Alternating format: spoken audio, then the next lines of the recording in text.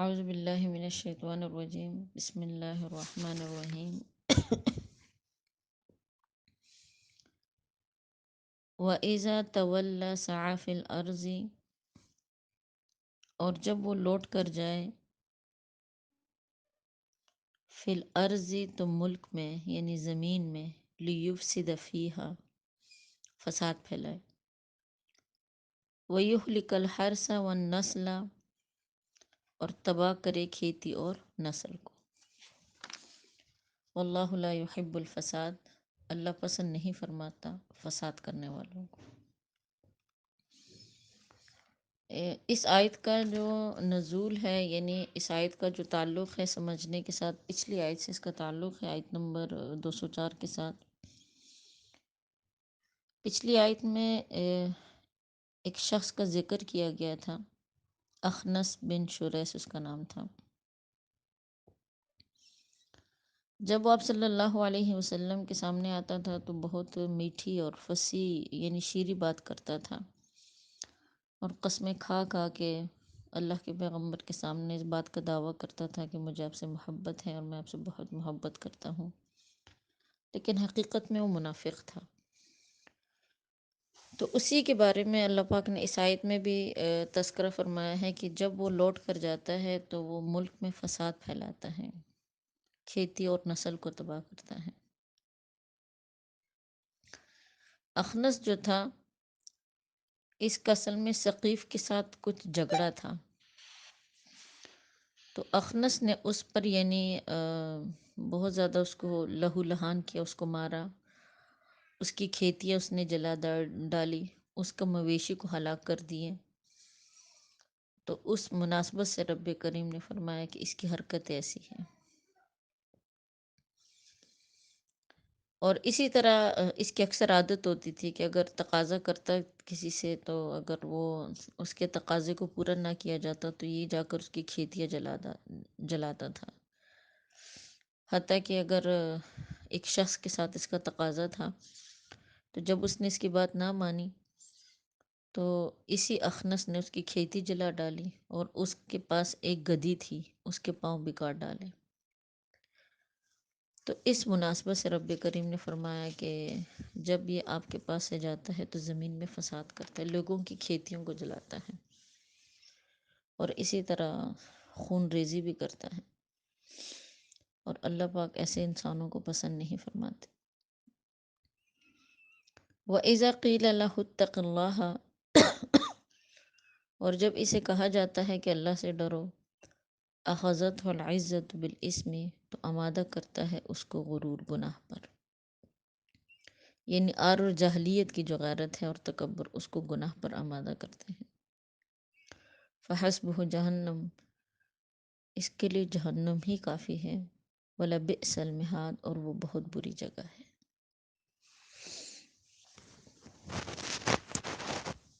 ان آیات میں تو دیکھیں ایسے منافق کا ذکر ہوا، اور اسی کے ضمن منافقین کا تذکرہ آیا کہ ان کی حرکات کیسی تھی،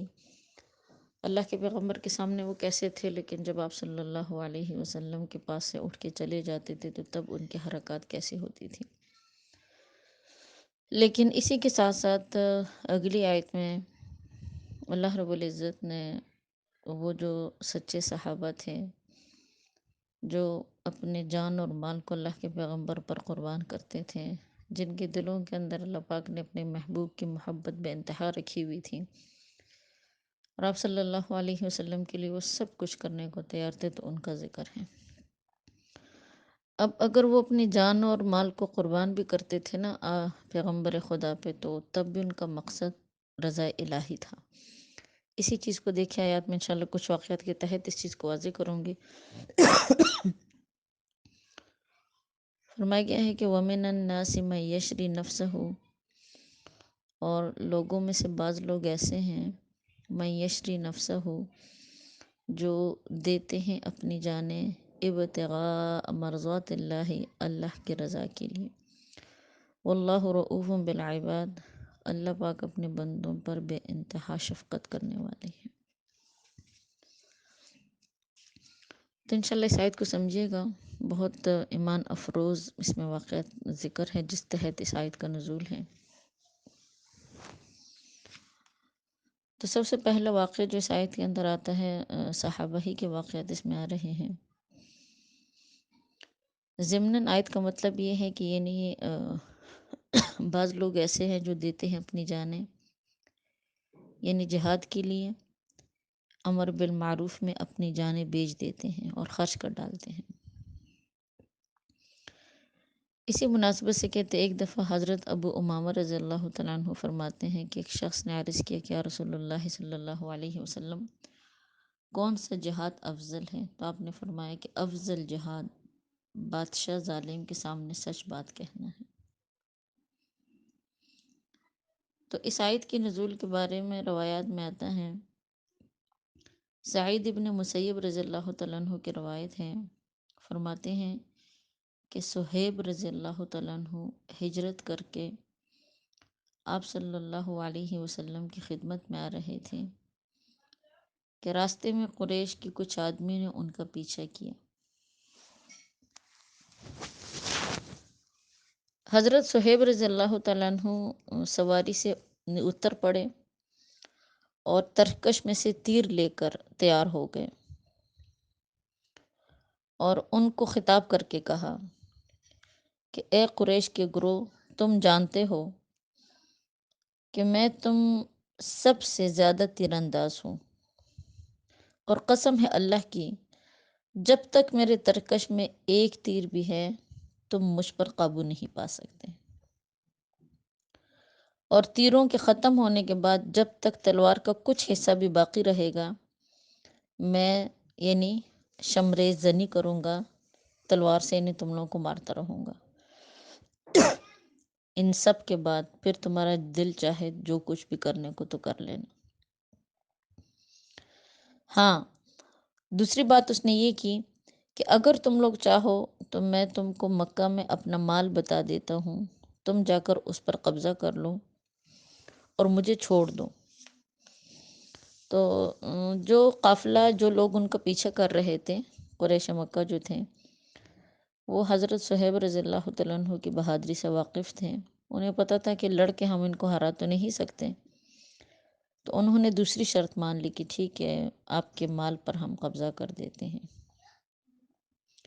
یعنی انہوں نے حضرت صہیب رضی اللہ تعالیٰ عنہ کی اس شرط کو منظور کر لیا۔ تو جب ان سے چھوٹ کر جناب رسول اللہ صلی اللہ علیہ وسلم کی خدمت میں مدینہ منورہ آ پائے، سارا قصہ عرض کیا، تو آپ صلی اللہ علیہ وسلم بہت زیادہ خوش اور فرمایا، اے ابو یحییٰ، تمہاری بے خوب نافع ہوئی۔ دوبارہ فرمایا، اے ابو یحییٰ،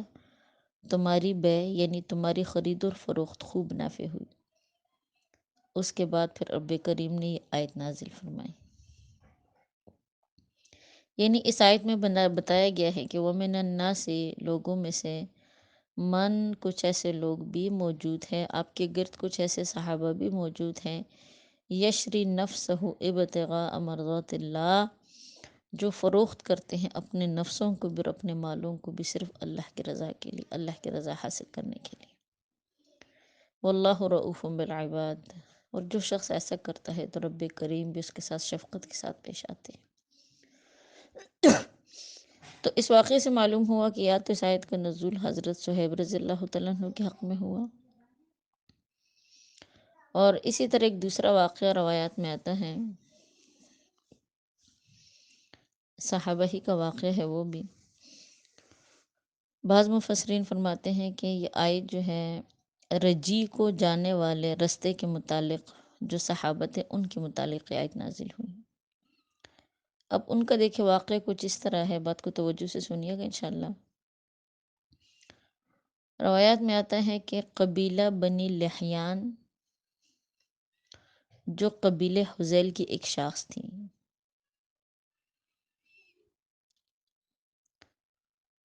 تو جب سفیان نبی حضلی کو قتل کر چکے تو قبیلہ عزل اور قبیلہ قارہ کی طرف آئے اور ان سے کہا کہ تم لوگ نبی کریم صلی اللہ علیہ وسلم کی خدمت میں چلو، اور آپ صلی اللہ علیہ وسلم سے کچھ بات چیت کر لو۔ یعنی ان کا باقاعدہ پلان تھا کچھ صحابہ کو مطلب لا کر ان کو بے دردی کے ساتھ شہید کرنا۔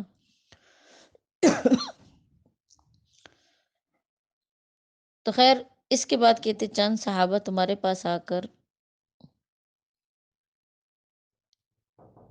یعنی کچھ صحابہ جب تمہارے پاس آ کر دعوت اسلام کیا کریں گے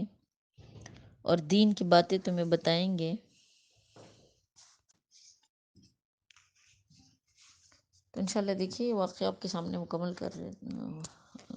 ہوں ذرا۔ تو ان لوگوں نے یعنی جب آپس میں یہ طے کر لیا، اس بات پر مشورہ ہوا کہ تم لوگ جب پیغمبر خدا کی خدمت میں چلو اور اللہ کے پیغمبر سے کچھ بات چیت کر لو، تو اس کے بعد چند صحابہ تمہارے پاس آ کر دعوت اسلام کیا کریں گے، دین کی باتیں بتائیں گے، اور ہم تمہارے لیے کچھ مقرر کر دیں گے، یعنی ہم تمہارے لیے کچھ معاوضہ مقرر کر دیں گے۔ اور کہتے انہوں نے اپنے دل میں کہا کہ جو لوگ وہاں سے آئیں گے ہم ان میں سے جس کو چاہیں گے قتل کر ڈالیں گے، اور جو رہ جائیں گے ان کو مکہ جا کر بیچ دیں گے، اور کچھ پیسے ہی ہاتھ مطلب آ جائیں گے۔ بہرحال بات کو مختصر کرتی ہوں۔ قبیل عزل اور قبیل قارہ کے چند لوگوں نے، کہتے انہی میں سے کچھ لوگوں کو جب ابو سفیان نے تیار کیا، جن کو ابو سفیان نے تیار کیا، وہ اللہ کے پیغمبر صلی اللہ علیہ وسلم کی خدمت گرامی میں گئے اور آ کر سلام کیا اور عرض کیا کہ یا رسول اللہ صلی اللہ علیہ وسلم، ہمارے ہاں مسلمان ہیں، آپ چند صحابہ کو ہمارے ہمراہ بھیج دیجئے تاکہ وہ دین کی باتیں ہمیں سکھائیں۔ حضور صلی اللہ علیہ وسلم نے حضرت خبیب، حضرت مرثد ابی مرثد، اور اسی طرح اور بھی صحابہ تھے، خیر خالد بن بکر، عبداللہ بن طارق، زید بن دسنہ رضی اللہ تعالیٰ عنہ، ان کو بھیج دیا۔ عاصم بن ثابت انصاری رضی اللہ تعالیٰ عنہ کو ان کا امیر مقرر فرمایا۔ اور بخاری شریف کی روایت میں حضرت ابو ہریرہ رضی اللہ تعالیٰ عنہ کی روایت ہے، وہ فرماتے ہیں کہ 10 صحابہ جو تھے نا وہ بھیجے، 10 صحابہ کرام مطلب ان کو آپ صلی اللہ علیہ وسلم نے بھیجا، اور عاصم بن ثابت کو امیر بنایا تھا۔ بہرحال ان کافروں نے بد عہدی کی، اور چاروں طرف سے، یعنی جب یہ روانہ ہوئے یہ صحابہ کرام ایک مخصوص جگہ پر پہنچے، تو وہاں پر جا کر کافروں نے تو ظاہری بات ہے وہ تو پہلے سے ان کی نیت یہ تھی، خراب نیت تھی، اور انہوں نے بد عہدی کی، اور کہتے چاروں طرف سے تقریباً 100 تیر انداز ان کے گرد مطلب شور و غل کرنے لگے، یعنی شور مچانے لگے۔ بلکہ ایک روایت میں آتا ہے کہ 200 آدمی، ان 10 صحابہ کرام کو 200 آدمیوں نے گھیر لیا، اور وہ 200 کے جو تھے نا وہ تیر انداز تھے، اور کچھ کہتے ہیں کہ ٹوٹل ان کی تعداد 200 تھی، لیکن ان میں سے 100 تیر انداز تھے اور باقی جو تھے وہ مطلب تیر انداز نہیں تھے۔ جب حضرت عاصم رضی اللہ تعالیٰ عنہ اور ان کے ساتھیوں نے ان کو دیکھا تو یعنی وہ سمجھ گئے کہ بھئی انہوں نے تو ہمارے ساتھ دھوکہ کیا ہے، تو کہتے وہ ایک ٹیلے پر چلے گئے، بلند ٹیلے پر چلے گئے، لیکن کافروں نے چاروں طرف سے احاطہ کر لیا اور کہا کہ ہم تم سے عہد و پیمان کرتے ہیں کہ ہم تم کو قتل نہیں کریں گے، اور نہ ہی ہمارا ارادہ قتل کا ہے۔ اس لیے کہ دیکھیں اللہ کی شان ہے، جہاں پر بھی اللہ پاک ایمان کی مضبوطی عطا کرتے ہیں نا، تو وہاں پر انسان کے اندر نا شجاعت آ جاتی ہے، بہادری آ جاتی ہے۔ اور دوسری بات یہ ہوتی ہے کہ اللہ کی شان کے جتنا انسان کا ایمان کا لیول ہوتا ہے، یعنی جتنا مضبوط اور قوی ہوتا ہے، تو اتنا ہی اللہ پاک جو ہے وہ اس بندے کا روب اللہ پاک دوسرے بندے پر ڈالتے ہیں۔ اب کا مسلمان تو بہت ذلیل ہے، ہم لوگ بہت حقیر ہو گئے ہیں، بہت کمتر ہو گئے ہیں، اور ہمارے ایمان ہی اس درجے کے نہیں رہے، بلکہ میں تو کہوں گی کہ ہماری مثال تو وہ مثقال ذرۃ والی رہ گئی ہے کہ بہت معمولی سا ہمارا ایمان رہ گیا ہے۔ نہ دشمنوں کے دلوں میں ہمارا خوف، نہ روب، نہ ہمارے اندر شجاعت، نہ بہادری، بلکہ دیکھیے ہم میں سے ہر بندہ جو ہے نا وہ موت سے ڈرتا ہے، حالانکہ مسلمان کبھی بھی موت سے نہیں ڈرا، مومنین کبھی بھی موت سے نہیں ڈرے۔ موت تو ان کے لیے ایک بہترین تحفہ تھا، لیکن آج کل ہم معمولی سے ہمیں کوئی بیماری لگ جاتی ہے، یا کوئی بیماری آتی ہے، یا کوئی پریشانی آتی ہے، تو سب سے پہلا خوف جو ہمارے دلوں میں جنم لیتا ہے وہ موت کا ہے۔ ہم مر جائیں گے تو کیا ہوگا؟ کیا ہونا ہے؟ کچھ بھی نہیں ہوگا، نظام اسی طرح چلتا رہے گا اور چلتا رہے گا۔ اللہ نے پیغمبروں کی اس دنیا میں نہیں چھوڑا تو ہماری کیا حیثیت ہے؟ ہم نے بھی ظاہر باتیں جانا تو ہے ہی ایک نہ ایک دن، لیکن بہرحال اصل بات یہ تھی کہ دیکھیں 10 صحابہ کرام تھے، مقابلے میں 200 آدمی تھے، 200 کا 10 سے کیا مقابلہ، بالکل بھی نہیں ہے، لیکن پھر بھی آپ دیکھیں ان کا رعب ان کے دلوں میں اتنا زیادہ تھا کہ وہ حملہ کرنے کے لیے ان پر تیار نہیں تھے، بلکہ وہ ان کو منا رہے تھے کہ کسی طریقے سے یہ لوگ اس بلند ٹیلے سے نیچے اتر آئے، ورنہ اگر وہ ان کو گھیرے میں لیتے اور ان کو پکڑ سکتے تو آرام سے کر سکتے تھے، لیکن بس اللہ پاک نے ایک تو صحابہ کو بہادری اتنی دی تھی، اس لیے کہ وہ ایک بندہ بھی 30-40 کے لیے کافی ہوتا تھا۔ دوسری بات یہ تھی کہ ظاہر بات ہے اللہ پاک نے ان کو اتنا ایمان ان کے دلوں میں رکھا تھا کہ ان کا رعب اتنا زیادہ کافروں پہ ہوتا تھا کہ وہ جہاں سے گزرتے تھے تو یہ منافقین اور یہ کافر جو ہوتے تھے نہیں کانپتے تھے۔ تو خیر انہوں نے ان سے یہی کہا کہ ہمارا ارادہ نہ تمہیں قتل کرنے کا ہے اور نہ ہی ہم تمہیں قتل کرنا چاہتے ہیں، بلکہ ہم تو تم لوگوں کو اس لیے لائے ہیں کہ ہم تم لوگوں کو مکہ والوں کو دے کر ان سے کچھ مال لے لیں، تو لہٰذا تم لوگ نیچے آؤ۔ تو کہتے جو اس لشکر کے امیر تھے حضرت عاصم رضی اللہ تعالیٰ عنہ، انہوں نے فرمایا کہ میں تو کافروں کی ذمہ داری پر مطلب نہیں اترتا، انہوں نے اپنے ساتھیوں سے کہا کہ مجھے ان لوگوں کی بات پر یقین نہیں ہے، میں تو ان کافروں کی بات پر نہیں اترتا، اور کہتے اسی ٹائم انہوں نے اللہ کی طرف دیکھی، توجہ دی اور دعا کی، اے اللہ میں آج تیرے دین کی حمایت کرتا ہوں۔ ظاہر بات ہے وہ دین کے کام کے لیے نکلے تھے، دین پھیلانے کے لیے وہاں نکلے تھے، تو فرمایا رب کریم آج تیرے دین کی حمایت کرتا ہوں، یا اللہ تو میرے گوشت کی حفاظت کر، اے اللہ اپنے رسول صلی اللہ علیہ وسلم کو ہماری خبر دیں۔ تو اللہ کی شان دیکھیے، انہوں نے یہ دعا جو مانگی نا، ان کے دعا کا ایک ایک لفظ اللہ پاک نے قبول فرمایا۔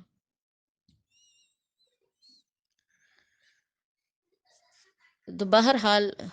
انہوں نے قتال شروع کر دی، یہ لوگ تو نہیں اتر رہے تھے، قتال شروع کیا،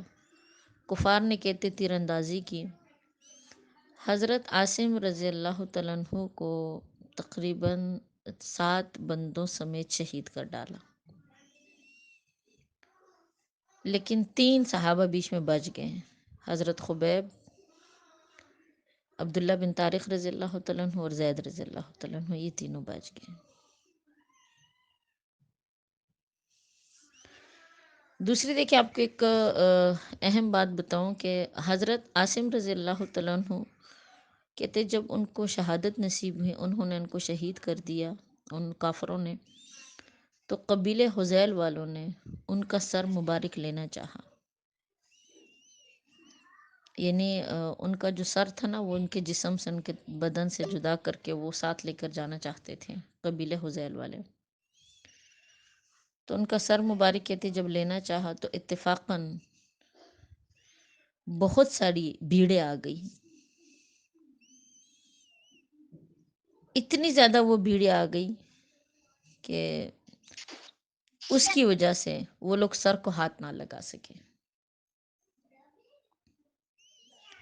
اب انہوں نے ان کا سر کیوں لینا چاہا، تو اس کے بارے میں روایات میں آتا ہے کہ وہ لوگ یہ سر اس لیے لینا چاہتے تھے کہ سلاد بن سعد قبیلے کی ایک عورت تھی، اس کے بیٹے کو حضرت عاصم رضی اللہ تعالیٰ عنہ نے احد کے دن قتل کیا تھا۔ تو کہتے اس عورت نے نظر مانی تھی کہ اگر مجھے عاصم کا سر مل گیا تو میں اس کے سر کے مثل اس شخص کو سونا دوں گی، اور میں عاصم کے سر کی کھوپڑی میں شراب پیوں گی۔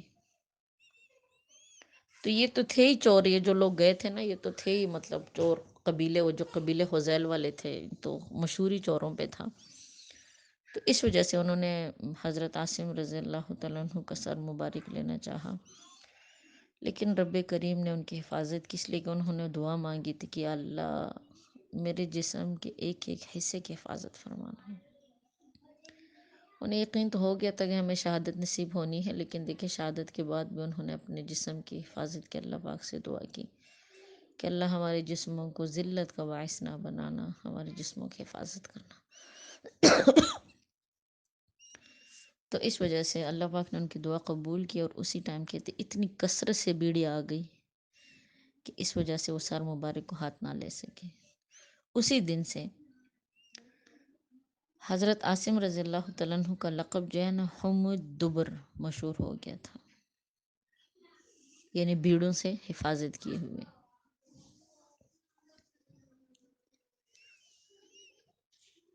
بہرحال اس کے بعد اللہ پاک نے کہتے ایک بدلی بھیجی، اور اس قدر بارش ہوئی، پانی برسا، یعنی وہ بدلی اتنی برسی، پانی خوب بہا، خوب بہا، اتنا بہا کہ حضرت عاصم رضی اللہ تعالیٰ عنہ کے سر مبارک کو پانی بہا کر لے گیا۔ یہ تو معلوم نہیں کہ وہ سر کہاں پہ گیا، لیکن وہ پانی جو ہے کہتے وہ اس کو پانی جو ہے ان کو بہا کر لے گیا۔ تو یہ ہے اللہ کے محبوب جو ہوتے ہیں نا، جو اللہ کے عاشق ہوتے ہیں، جو پیغمبر خدا صلی اللہ علیہ وسلم کے عاشق تھے، ان کی شان ایسی ہوتی ہے کہ اللہ پاک مرنے کے بعد بھی ان کی حفاظت فرماتے ہیں۔ حضرت عاصم رضی اللہ تعالیٰ عنہ نے کہتے اللہ سے عہد بھی کیا تھا، روایت میں عجیب بات بھی آتی ہے کہ عاصم رضی اللہ تعالیٰ عنہ کے بارے میں کہتے انہوں نے اللہ پاک سے عہد کیا تھا کہ نہ میں کسی مشرک کو مس کروں گا، نہ مجھے کوئی مشرک مس کرے گا۔ یعنی ایک قسم کی انہوں نے قسم اٹھائی تھی کہ یا اللہ میں قسم اٹھا کر کہتا ہوں کہ اللہ میں بھی کسی مشرک کو مس نہیں کروں گا، اور نہ مجھے کوئی مشرک مس کرے گا۔ تو رب کریم نے ان کی قسم کو پورا کر دیا، اور اس طرح ظاہری بات ان کے جسم کے کسی حصے کو وہ منافقین جو کافر جو تھے وہ مشرک کو ہاتھ نہ لگا سکے۔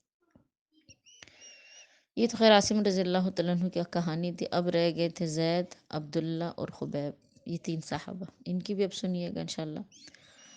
تو ان تینوں کو کہتے مشرکین نے قید کر لیا، اور بیچنے کے خیال سے مکہ لے کر چلے۔ جب مقام زہران پہنچے تو کہتے عبداللہ بن طارق رضی اللہ تعالیٰ عنہ نے اپنا ہاتھ جو ہے وہ ہتھ کڑی سے چھڑا لیا اور تلوار لے لی۔ کفار نے جب یہ دیکھا تو ان کو پتھروں سے مار کر شہید کر دیا، یعنی اتنا ان کو پتھر کہتے مارے تھے کہ ان کو شہید کر دیا۔ خیر زہران ہی میں پھر ان کو دفن کر دیا۔ اب دو صحابہ رہ گئے، زید اور خبیب۔ زید اور خبیب کو کہتے ہیں مکہ میں لا کر بیچ دیا۔ روایات میں آتا ہے کہ زید کو صفوان بن امیہ نے خریدا، اور یہ صفوان آخر میں پھر مسلمان بھی ہو گئے تھے۔ اور صفوان نے کہتے انہوں نے اس لیے خریدا تھا حضرت زید کو کہ اپنے بیٹے امیہ بن خلف کے بدلے میں، اس لیے کہ امیہ بن خلف کو نا زید نے قتل کیا تھا۔ بہرحال الغرض صفوان نے ان کو خرید کر اپنے غلام نستاس کے ہاتھ قتل کرنے کے واسطے تنعیم، مقام تنعیم ایک جگہ کا نام ہے، مقام تنعیم بھیجا، اور قریش کی ایک جماعت کہ جس میں ابو سفیان بھی شامل تھا۔ ابو سفیان بھی مسلمان نہیں ہوا تھا، یہ بھی بعد میں مسلمان ہو گیا تھا۔ جن میں ابو سفیان بھی شامل تھا، کہتے ہیں جمع ہو گئے مقام تنعیم میں. تو کہتے اس ٹائم ابو سفیان نے کہا کہ زید، میں تم کو اللہ کی قسم دیتا ہوں، کیا تم یہ چاہتے ہو کہ محمد صلی اللہ علیہ وسلم تمہاری جگہ ہو اور معاذ اللہ ان کی گردن ماری جائے اور تم چین سے اپنے گھر جاؤ؟ یہ ساری تکلیف تو تم انہی کی وجہ سے اٹھا رہے ہو نا. تو اب تم کیا چاہتے ہو کہ تمہاری جگہ پر تمہارا جو پیغمبر ہے وہ ہو اور تم آرام سے اپنے گھر میں بیٹھو؟ تو کہتے ہیں حضرت زید رضی اللہ تعالیٰ عنہ نے فرمایا کہ اللہ کی قسم، یعنی قسم ہے اللہ کی، میں ہرگز ہرگز ہرگز نہیں چاہتا کہ آپ صلی اللہ علیہ وسلم اس وقت میری جگہ ہو اور ان کو کوئی کانٹا بھی ستائے اور میں اپنے گھر میں بیٹھا رہوں. کہتی یہ سن کر ابو سفیان نے کہا کہ مجھے معلوم نہیں کہ کسی کو کسی سے اس قدر محبت بھی ہو سکتی ہے کہ جس قدر اصحاب محمد کو محمد صلی اللہ علیہ وسلم سے ہے. یعنی حیران ہو گئے لوگ کہ کس قدر یہ محبت کرتے ہیں محمد صلی اللہ علیہ وسلم سے، حتیٰ کہ ان کی جان جا رہی ہے لیکن ان کو اپنی جان کی پرواہ نہیں اور اس محمد صلی اللہ علیہ وسلم کی ذات کی فکر ہے. اس کے بعد کہتے ہیں نستاس جو غلام نے حضرت زید رضی اللہ تعالیٰ عنہ کو شہید کر دیا. زید رضی اللہ تعالیٰ عنہ بھی شہید رہ گئے. اب رہ گئے حضرت خبیب رضی اللہ تعالیٰ عنہ. تو خبیب رضی اللہ تعالیٰ عنہ کی شہادت کو بھی انشاءاللہ سمجھتے ہیں. دیکھیں حضرت خبیب رضی اللہ تعالیٰ عنہ، ان کو حارث کے بیٹوں نے خرید لیا، کیونکہ بدر کے دن حضرت خبیب رضی اللہ تعالیٰ عنہ نے حارث کو قتل کیا تھا.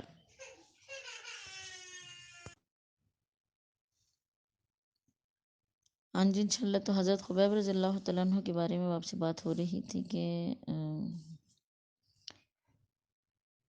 حضرت خبیب رضی اللہ تعالیٰ عنہ نے حارث کو قتل کیا تھا. تو حضرت خبیب ان کے ہاں قید رہے، یعنی شروع میں تو انہوں نے ان کو قید کیا تھا حارث کے بیٹوں نے. بلکہ ان کے بارے میں روایت میں آتا ہے کہ ایک روز حارث کی ایک بیٹی سے حضرت خبیب رضی اللہ تعالیٰ عنہ نے اپنے بال مطلب ٹھیک کرنے کے لیے استرا مانگا، یعنی جس سے مطلب داڑھی وغیرہ یا مونچھے کو بال ٹھیک کیے جاتے ہیں. تو کہتے اس نے دے دیا. اتفاقاً حارث کی بیٹی کے ایک چھوٹا سا بچہ تھا. جہاں خبیب بھی مطلب جہاں خبیب رضی اللہ تعالیٰ عنہ تھے تو کہتے وہ بچہ وہاں جا نکلا. تو اس کی ماں کو کہتے خبر نہ تھی. کچھ دیر کے بعد جب اس کی ماں نے دیکھا تو وہ چیخی چلائی، بہت زیادہ اس نے شور مچانا شروع کر دیا. حضرت خبیب رضی اللہ تعالیٰ عنہ نے اس بچے کو قرآن پر بٹھا رکھا تھا اور استر ان کے ہاتھ میں تھا. تو اس کو دیکھ کر ان کی ماں بہت زیادہ چیخنا چلانا شروع ہو گئی. تو کہتے حضرت خبیب رضی اللہ تعالیٰ عنہ نے کہا کہ کیا تو اس بات سے ڈرتی ہے کہ میں اس کو قتل کر دوں گا؟ میں ہرگز ایسا نہیں کروں گا، بد عہدی ہم لوگوں کا شیوا نہیں. بلکہ حارث کی جو بیٹی تھی نا، یعنی اس بچے کی جو ماں تھی، اس کا بیان ہے، کہتی ہے کہ اللہ کی قسم میں نے کوئی قیدی خبیب سے اچھا نہیں دیکھا. میں نے یہ بھی دیکھا کہ خبیب انگور کا خوشہ کھا رہے ہیں، حالانکہ وہ زنجیروں میں جکڑے ہوئے تھے. مکہ مکرمہ میں بھی اس وقت انگور نہ تھا. تو ظاہری بات ہے اللہ پاک ان کو اپنے پاس سے کھلا رہے ہوں گے. تو خیر وہ لڑکی کافی متاثر تھی. ان کے بارے میں پھر روایات میں آتا ہے کہ بعد میں وہ مسلمان ہو گئی تھی. اس کے بعد کہتے کفار نے ان کے قتل کا ارادہ کیا. حضرت خبیب رضی اللہ تعالیٰ عنہ کو حرم سے نکال کر حل میں لائے اور سولی دینے کا ارادہ کیا. حضرت خبیب رضی اللہ تعالیٰ عنہ نے فرمایا کہ مجھے ذرا سی دیر مہلت دو تاکہ میں 2 رکعت نفل پڑھ لوں. تو کہتے کفار نے چھوڑ دیا. حضرت خبیب رضی اللہ تعالیٰ عنہ نے 2 رکعت نفل نماز پڑھی اور یہ نماز کا طریقہ خبیب رضی اللہ تعالیٰ عنہ سے شروع ہوا اور آج تک یہ جاری ہے کہ جب کوئی مسلمان اس طرح روک کر قتل کیا جائے تو اس کو 2 رکعت یعنی وہ 2 رکعتیں پڑھے۔ یعنی آج بھی آپ لوگوں کو اگر اس بات کا اندازہ ہو کہ جب بھی ان جیلوں میں کسی بھی قیدی کو جب مطلب اس کو مارا جاتا ہے تو پھر اس صورت میں اس سے پہلے پوچھا جاتا ہے یا اس کو مہلت دی جاتی ہے کہ اگر آپ 2 رکعت نفل پڑھنا چاہیں تو آپ پڑھیں۔ تو یہ سنت خبیبی ہے، یعنی مرنے سے پہلے 2 رکعت نفل جو ہے یہ حضرت خبیب رضی اللہ تعالیٰ عنہ کی سنت ہے۔ پھر حضرت خبیب رضی اللہ تعالیٰ عنہ نے کفار سے کہا کہ تم یہ گمان کرو گے کہ موت سے گھبراتا ہے، اگر یہ گمان نہ ہوتا تو میں اور زیادہ نماز پڑھتا، یعنی میں نماز لمبی کرتا اور نماز پڑھتا۔ کہتے اس کے بعد پھر انہوں نے اللہ سے دعا کی کہ یا اللہ ان کفار میں سے ایک ایک کو قتل و تباہ کر اور ایک کو بھی باقی نہ رکھ۔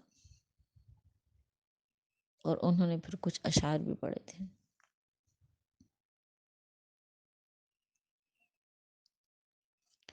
اس کے بعد کہتے کفار نے حضرت خبیب رضی اللہ تعالیٰ عنہ کو سولی پر چڑھایا، اور ایک روایت میں یہ بات بھی آتی ہے کہ حضرت خبیب رضی اللہ تعالیٰ عنہ نے فرمایا کہ اللہ اپنے رسول صلی اللہ علیہ وسلم کو میرا سلام پہنچا دیں۔ بعض مفسرین نے یہ بھی کہا ہے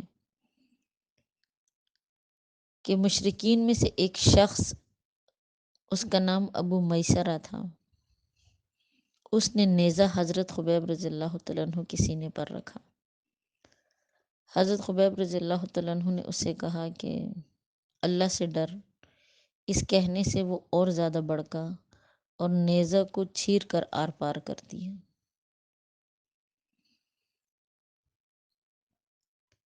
تو اس آیت میں بھی یہی مراد ہے۔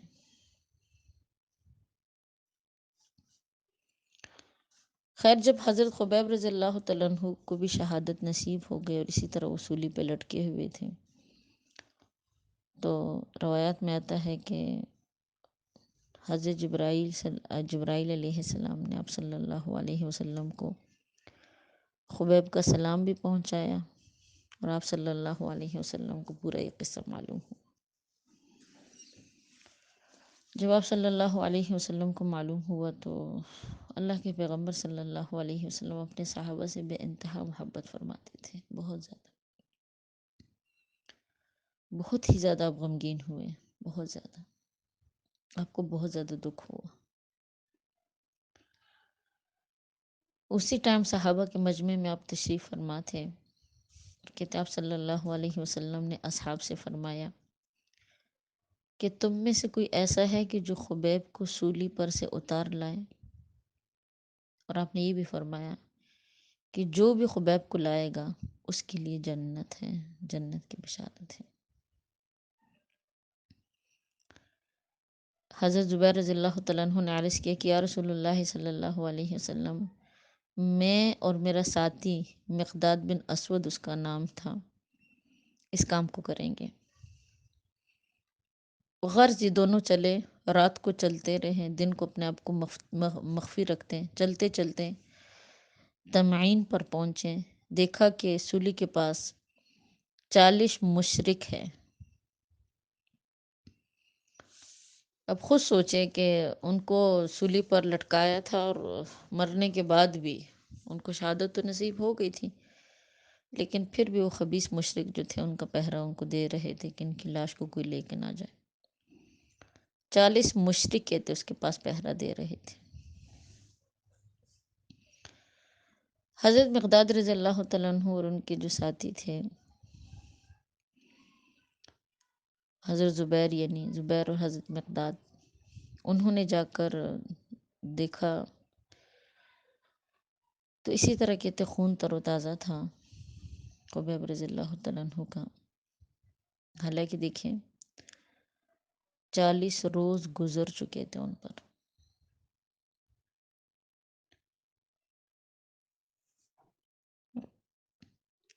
یہ لوگ دن کو اپنے آپ کو مخفی رکھتے تھے اور رات کو کوئی نہ کوئی مطلب پلان بناتے تھے اور ان کو اتارنے کی۔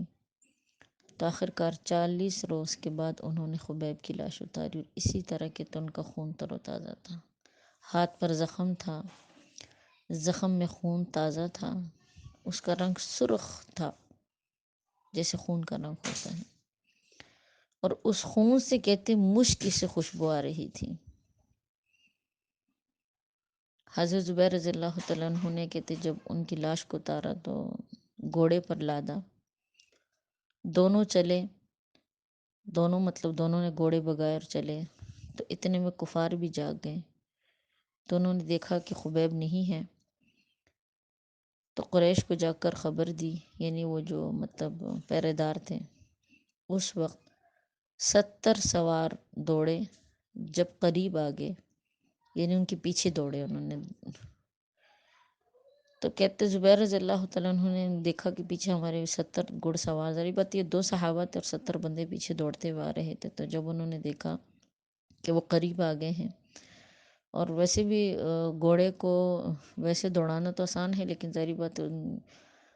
حضرت زبیر رضی اللہ تعالیٰ عنہ کے ساتھ حضرت خبیب کی لاش بھی تھی، تو وہ گھوڑا پھر اتنی تیزی سے تو وہ نہیں بھگا سکتے تھے نا، آج کل کے حالات تھوڑی ہے، تو پہلے ظاہری بات ہے گھوڑے پہ اتنی جگہ بھی نہیں ہوتی، اور ایک لاش سمیت بھاگنا کوئی آسان کام تھوڑی ہوتا ہے، تو کہتے جب انہوں نے دیکھا کہ کفار قریب آ رہے ہیں، تو حضرت زبیر رضی اللہ تعالیٰ عنہ نے خبیب کو وہاں ہی گرا دیا، نیچے گرا دیا زمین پہ۔ اللہ کی شان آپ دیکھیں، کہتے خبیب رضی اللہ تعالیٰ عنہ کی لاش جیسے ہی زمین پر گری تو زمین اس کو نگل گئی، اسی دن سے ان کو بیع الارض کہتے ہیں، یعنی زمین کے نگلے ہوئے۔ زبیر اور مقداد دونوں نبی علیہ السلام کی خدمت میں آئے، اور اس وقت جبرائیل علیہ السلام بھی فوراً آپ کے پاس آئے اور کہا اے محمد صلی اللہ علیہ وسلم، ملائکہ ان دونوں پر بہت فخر کر رہے ہیں۔ کس پر؟ زبیر اور مقداد رضی اللہ تعالیٰ عنہ پر، اور پھر ان کے بارے میں اللہ پاک نے آیت نازل کی، ان سب صحابہ کرام کے بارے میں۔ کون سی آیت؟ جو آپ کے سامنے میں نے بیان کی ہے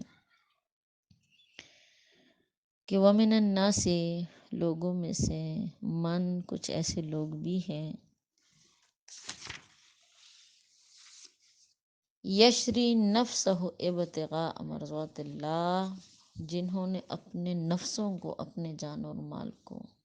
بیچ دیا اللہ کی رضا کے لیے۔ واللہ رؤوف بالعباد، اللہ پاک بہت ہی شفقت کرنے والے ہیں اپنے بندوں پر۔ تو یہ تھے صحابہ، ٹھیک ہے نا، یہ وہ ہستیاں ہیں کہ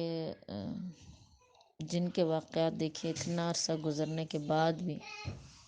ان کے واقعات پڑھ کر انسان کا ایمان تازہ ہوتا ہے۔ یہ وہ لوگ تھے کہ جنہوں نے اللہ کی رضا کے لیے سب کچھ قربان کر دیا،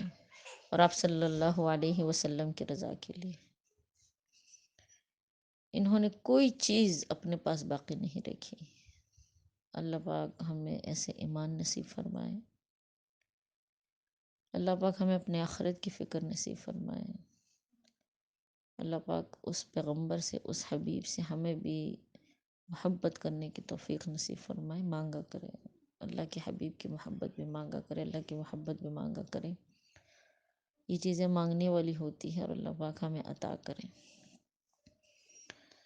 آج کے مسلمان کے دلوں میں دیکھیے دنیا کی محبت ہے، ہم سمیت ہم سب اس میں شامل ہیں، ہم کون سے اتنے بہت متقی بن گئے ہیں، ہمارے دل دنیا کی محبتوں سے بھرے ہوئے ہیں، دنیا کی چاہتوں سے، دنیا کی نعمتوں سے، ہماری اولین ترجیح دنیا ہے، اس کے بعد آخرت ہے، حالانکہ اللہ پاک ہمیں توفیق دے کہ ہماری اولین ترجیح اللہ کی رضا ہو، آخرت ہو،